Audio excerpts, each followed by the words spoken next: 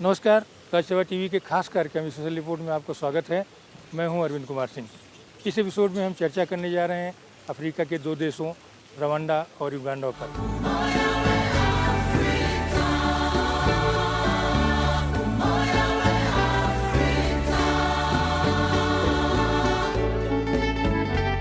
उपराष्ट्रपति मोहम्मद हामिद अंसारी ने इन दोनों देशों की 5 दिन की यात्रा की और राजसेवा टीवी की टीम ने जानने की कोशिश की कि यहाँ का जनजीवन कैसा है और भारतीय समुदाय की स्थिति कैसी है।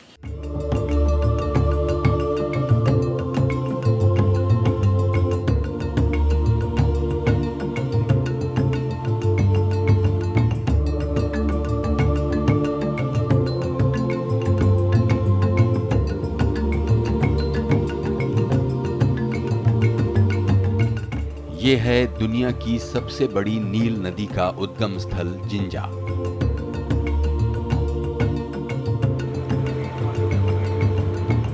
युगांडा के विक्टोरिया झील से निकलती है महान नील। 6,650 किलोमीटर लंबी नील ने जाने कितनी सभ्यताओं को बनते बिगड़ते देखा।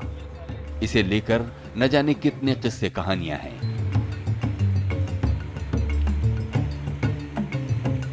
The water from Uganda is called the White Nile, not because the water is white, because water has no color. But this is called the White Nile because when this water reaches to Sudan, it's a bit shallow. And then the water when passed through the rocks, it splash away. And then the rapids, they call it the white water from Uganda. मिस्र की प्राचीन सभ्यता नील के तट पर विकसित हुई। विश्व की महान रचना यानी मिस्र के पिरामिडों के लिए नील के जलमार्ग से ही पत्थर पहुंचे। 1/3 भाग मरुस्थल वाले मिस्र की 98% पानी की जरूरतें नील ही पूरी करती है। ये अफ्रीका के 37 करोड़ लोगों और करोड़ों जीव जंतुओं को प्राण देती है। नील बेसिन बुरुंडी, कांगो, मिस्र, Ethiopia, Kenya, Rwanda, Sudan, Tanzania और युगांडा तक फैला है। इन देशों ने 22 फरवरी 1999 को नील बेसिन इनिशिएटिव बनाया। इसी रोज हर साल नील दिवस मनाया जाता है। महान नील से भारत का भी गहरा नाता है। यहीं 1948 में महात्मा गांधी की अस्थियों का एक हिस्सा प्रवाहित हुआ। नील तट पर महात्मा गांधी की प्रतिमा स्थापित है। भारत के उपराष्ट्रपति मोहम्मद हामिद अंसारी ने नील तट पर राष्ट्रपिता महात्मा गांधी को पुष्पांजलि अर्पित की। गांधी जी का यहाँ पे काफ़ी सम्मान किया जाता है। He is next father to Africa here. His statue and it is being maintained by bank of Baroda. So we always come on the birth anniversary and death anniversary of the Mahatma Gandhi.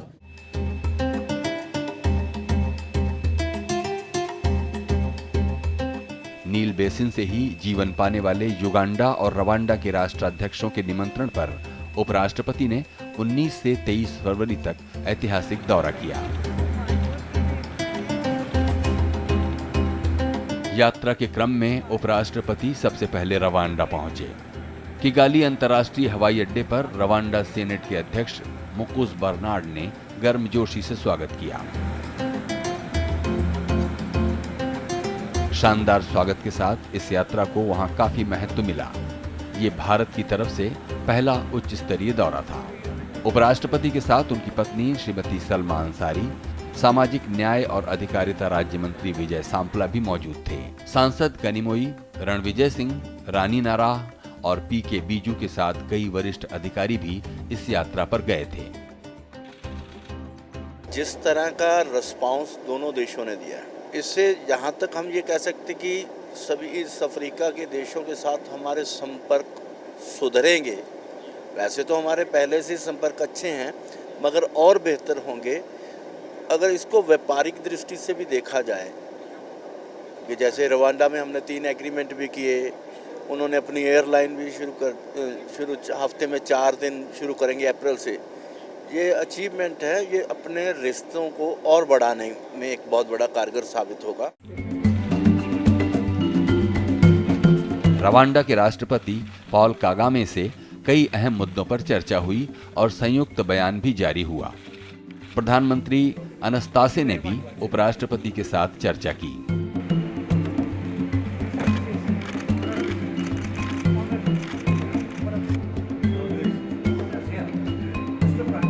यात्रा के दौरान भारत रवांडा बिजनेस फोरम की प्रदर्शनी का उद्घाटन भी हुआ।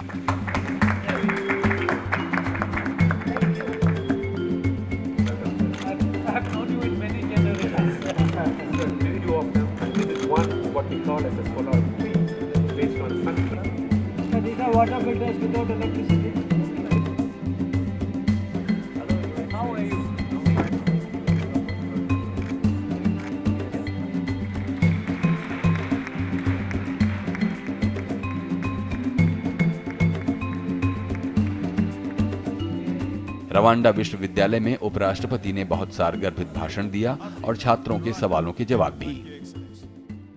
Life is a continuous contestation between challenges and opportunities. Each young person starts his or her life with a set of aspirations, a set of challenges. And then you decide yourself how you are going to address it. You have to keep your eyes riveted on what you wish to do and then persevere in it. Sooner or later, you are bound to succeed. And even if you don't succeed, which happens often, at least you have the satisfaction of having made the effort.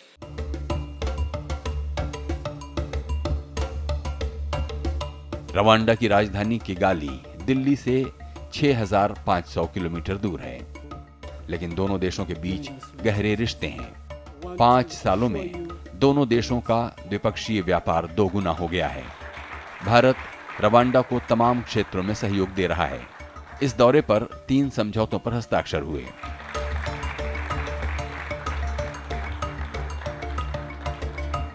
(1999) में Rwanda ने दिल्ली में high commission की स्थापना की। Rwanda में भारतीय mission अब स्थापित होने जा रहा है और दोनों देशों के बीच 3 अप्रैल से सीधी वायु सेवा शुरू होने जा रही है। अभी तक यहां वाया दुबई जाना होता है और काफी समय लगता है। Vice President wanted to find out about him, about his great governance model, and obviously he has done something very well. In fact, the VP acknowledged not once but twice that he hasn't seen a better capital anywhere, including in the developed world, so neat and clean. I'm sure you would have seen that.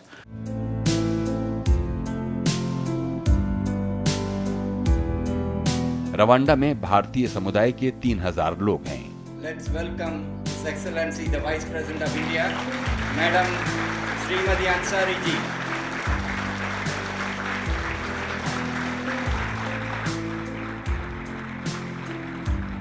Indian association of Rwanda भी काफी मजबूत है और चीनी, कपड़ा, IT और कई दूसरे कारोबार में भी भारतीय बहुत आगे हैं।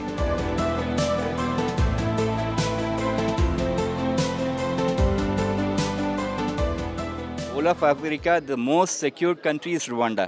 इसके अलावा cleanest country है.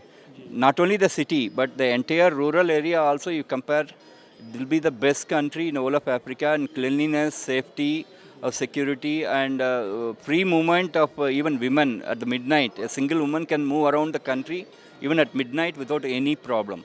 इंडिया रवांडा के साथ बहुत बिजनेस करते हैं, तो it is very safe to do business. And आपको इंडियन कोई भी कंपनी को कभी भी इधर बिजनेस चालू करने का है तो within 24 hours they get everything, all applications have been approved, including single window, including visas, and you don't have to go anywhere. Only in one roof, you get everything.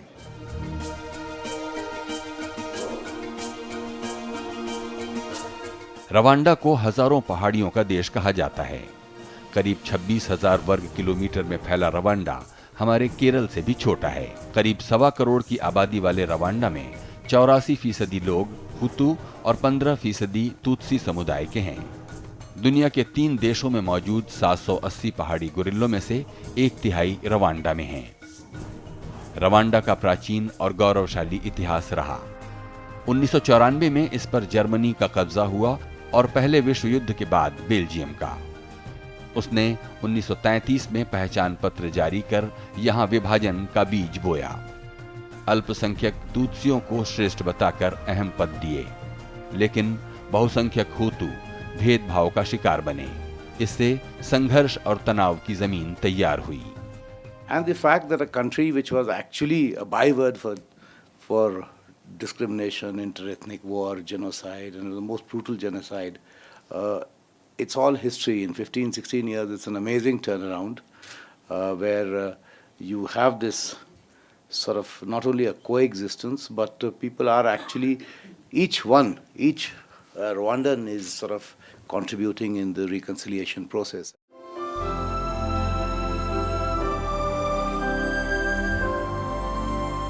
उन्नीस में Rwanda आजाद हुआ। धीरे धीरे ये अपने पांवों पर खड़ा होने लगा था, लेकिन आजादी के 32 साल बाद इसे भयानक झटका लगा। राष्ट्रपति हैबिरिमाना को 6 अप्रैल 1994 को मौत के घाट उतारने के बाद यहां 20वीं सदी का सबसे भयानक नरसंहार हुआ। 100 दिनों में 8 से 10 लाख लोग मारे गए और रवांडा की 20% आबादी खत्म हो गई। दुधमुए बच्चों को मारने के साथ हजारों औरतों के साथ बलात्कार हुआ। पूरी दुनिया रवांडा की घटना से हिल गई। किगाली नरसंहार संग्रहालय में उस दौर की तस्वीरें देखी जा सकती हैं। उपराष्ट्रपति हामिद अंसारी ने अपनी यात्रा में ये संग्रहालय देखा और श्रद्धा सुमन भी चढ़ाए।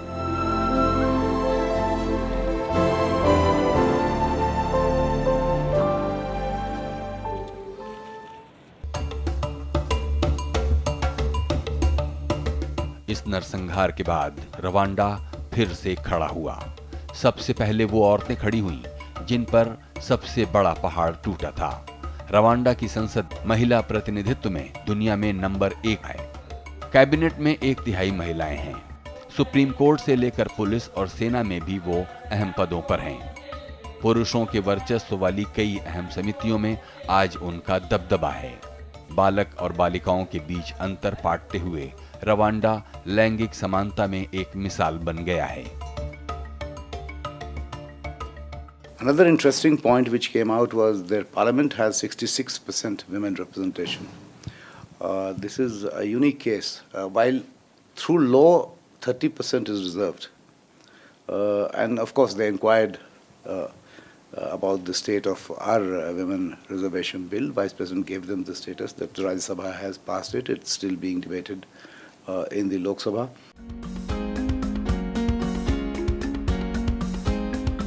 रवांडा की संसद के 2 सदन हैं। उच्च सदन सीनेट और निचला सदन चैम्बर ऑफ डेप्यूटीज कहलाता है। निचले सदन में 80 और उच्च सदन में 26 सदस्य हैं। यहाँ रवांडा पैट्रियोटिक फ्रंट या आरपीएफ, लिबरल पार्टी और सोशल डेमोक्रेटिक पार्टी 3 प्रमुख राजनीतिक दल हैं, लेकिन आरपीएफ का दोनों सदनों में बहुमत है। यहाँ 2000 से सत्ता प्रमुख राष्ट्रपति पॉल कागामे हैं और उनके शासन में रवांडा में बहुत सा बदलाव आया है। कि यहाँ का जो आपका आज का जो प्रेसिडेंट है, he is very motivating and he is inviting lot of people, lot of investors and he has created such a good platform कि अभी अब सब लोग आ रहे हैं जो पहले नहीं था।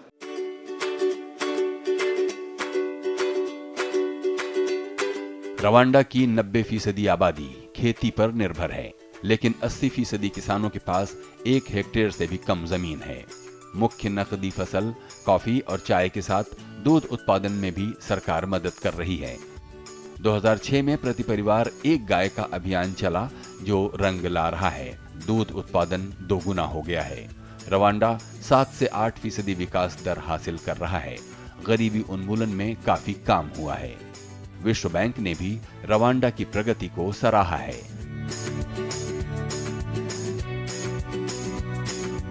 रवांडा की राजधानी किगाली यहाँ का सबसे बड़ा नगर है। देश की करीब 10% आबादी यानी 12 लाख लोगों के दबाव के बावजूद ये साफ सफाई में अफ्रीका में अव्वल है। दुनिया के सबसे साफ सुथरे नगरों में इसकी गिनती होती है। 2008 से यहाँ प्लास्टिक पर पूरी तरह पाबंदी है। यहाँ हर महीने एक शनिवार अनूठा सफाई अभियान युमुगांडा चलता है। राष्ट्रपति से लेकर कॉलोनियों के आम आदमी तक अभियान में शामिल होते हैं। इसका असर यह है कि किगाली में खोजने पर भी गंदगी नहीं मिलती। It's a very beautiful and nice country, especially for women. Security wise, like it's not like other African countries. We can go about in the night at 10 o'clock and we can wear our jewels. अकेले भी जा सकते, इतना security है.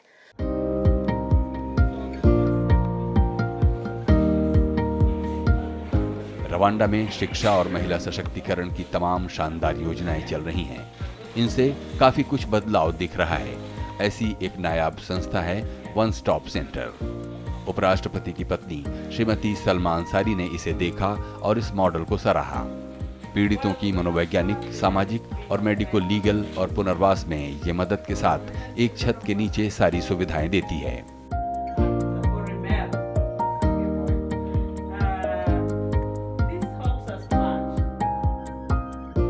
Rwanda की प्रथम महिला जीनेत Kagame ने 2009 में इसे स्थापित किया था। रवांडा नेशनल पुलिस और इम्बुटो फाउंडेशन के साथ कई संस्थाएं इसमें मददगार हैं। रवांडा सरकार का अभियान ही फॉर शी 2015 से रंग ला रहा है।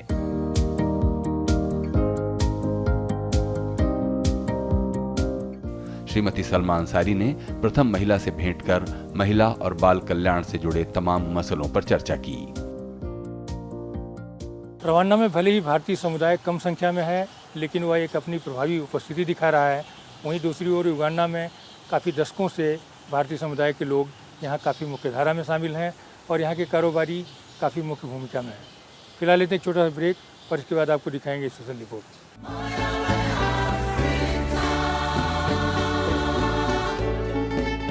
ब्रेक के बाद आपको स्वागत है। आप देख रहे हैं हमारा खास कार्यक्रम स्पेशल रिपोर्ट और मैं हूँ अरविंद कुमार सिंह। हम बातचीत कर रहे हैं अफ्रीकी देशों रवांडा और युगांडा पर।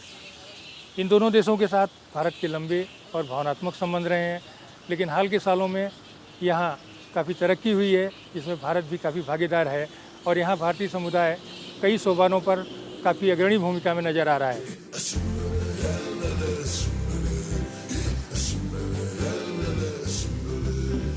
रवांडा के दौर के बाद 21 फरवरी को उपराष्ट्रपति युगांडा की राजधानी कंपाला पहुंचे। युगांडा के उपराष्ट्रपति एडवर्ड किवानुक सेकंडी ने हवाई अड्डे पर भव्य स्वागत किया।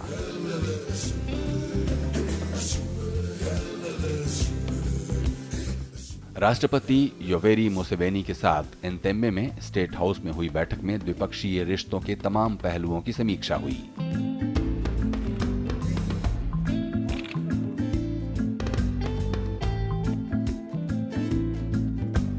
मुसेवेनी के साथ संयुक्त संवाददाता सम्मेलन भी हुआ। विकास सहयोग, कृषि, आईटी और कई क्षेत्रों में सहयोग पर चर्चा के साथ साझा बयान भी जारी हुआ। I take this opportunity to welcome His Excellency the Vice President of India to Uganda. You are most welcome and thank you for coming to visit us.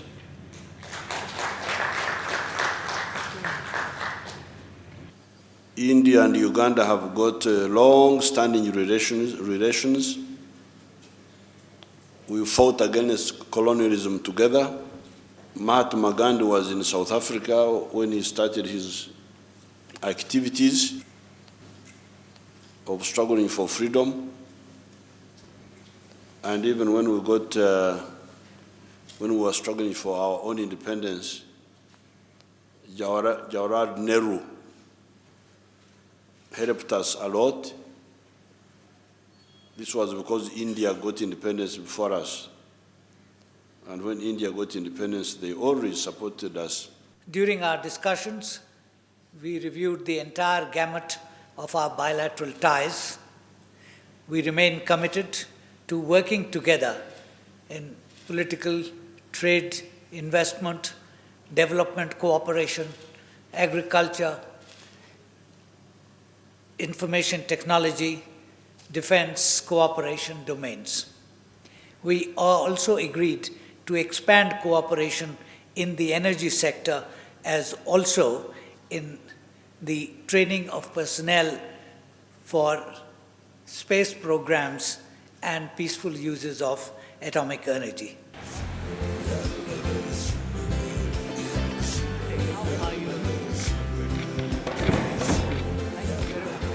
Bharat और युगांडा के बीच राजनयिक रिश्ते 1965 में शुरू हुए,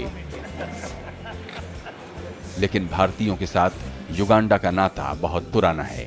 1997 में तत्कालीन प्रधानमंत्री इंद्र कुमार गुजराल के बाद उपराष्ट्रपति हामिद अंसारी युगांडा पहुंचने वाले पहले बड़े नेता हैं।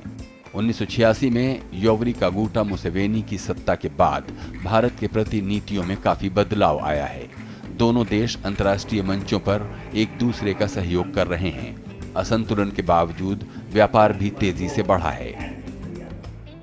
As you are well aware, Excellency, the government of India has decided, this was done some years back, that in the new world of the 21st century, we need to reinvigorate our ties with Africa. And my visit today is part of our effort reaching out to Uganda and other countries of the African.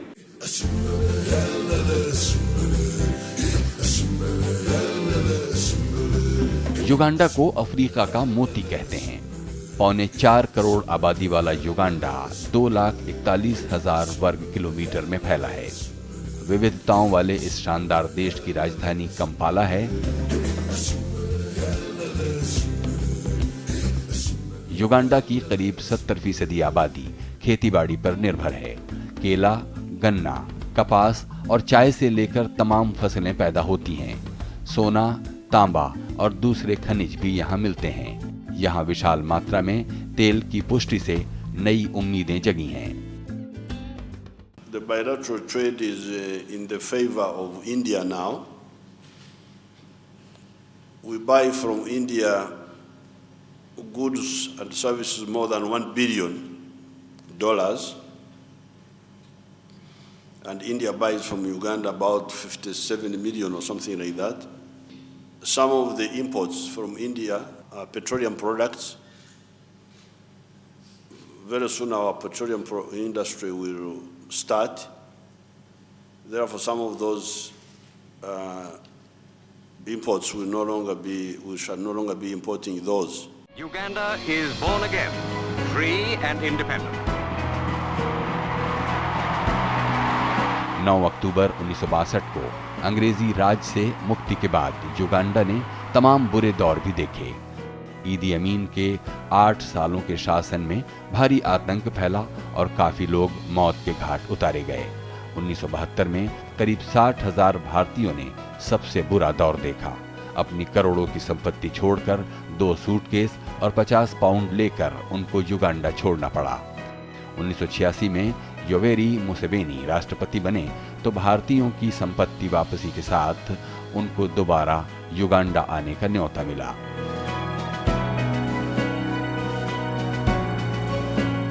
अफ्रीकी महाद्वीप का ये अकेला देश है जहां राजभवन में दिवाली मनाई जाती है और राष्ट्रपति खुद भारतीयों का स्वागत करते हैं।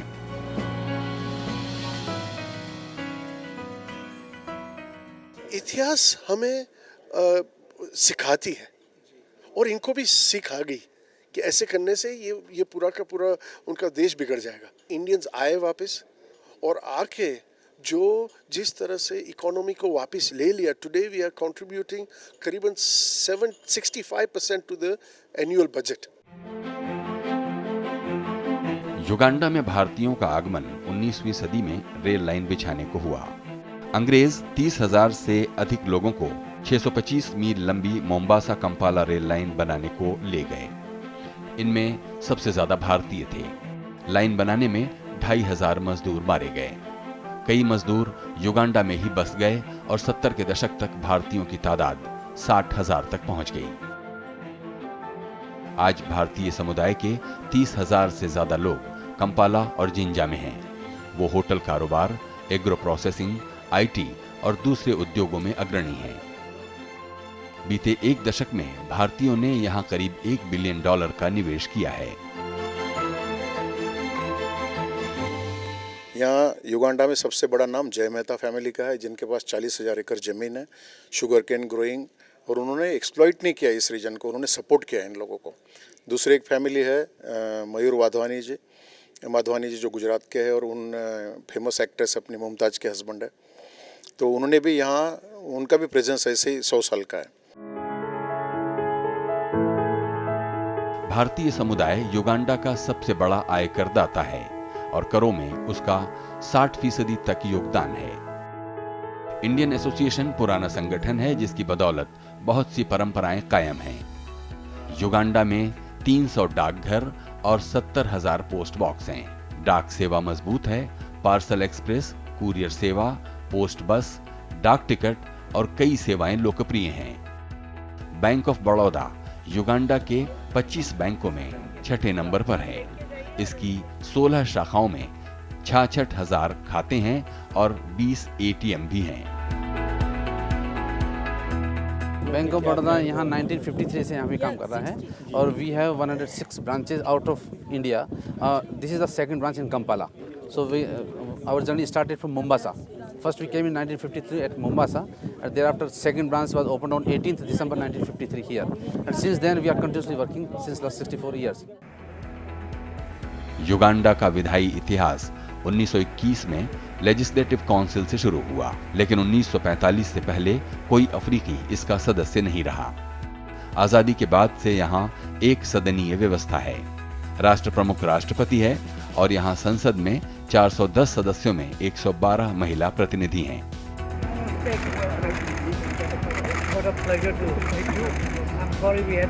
संसद और न्यायपालिका स्वतंत्र है।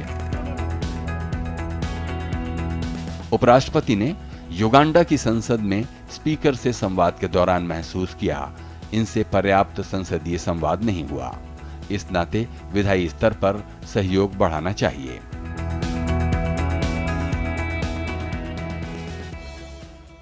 Both places, parliamentary interaction came up for discussion, and the point was made that there is not enough of it, and I would agree with that. Both countries we visited and in our own country, members of parliament play an important role in shaping opinion and in lending support to government policies.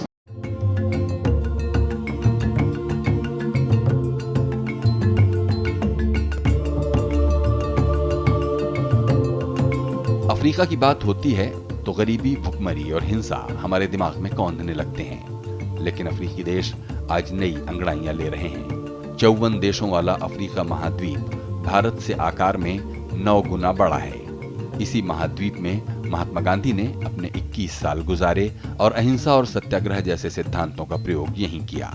10वीं सदी से इसके साथ हमारा कारोबारी रिश्ता बना।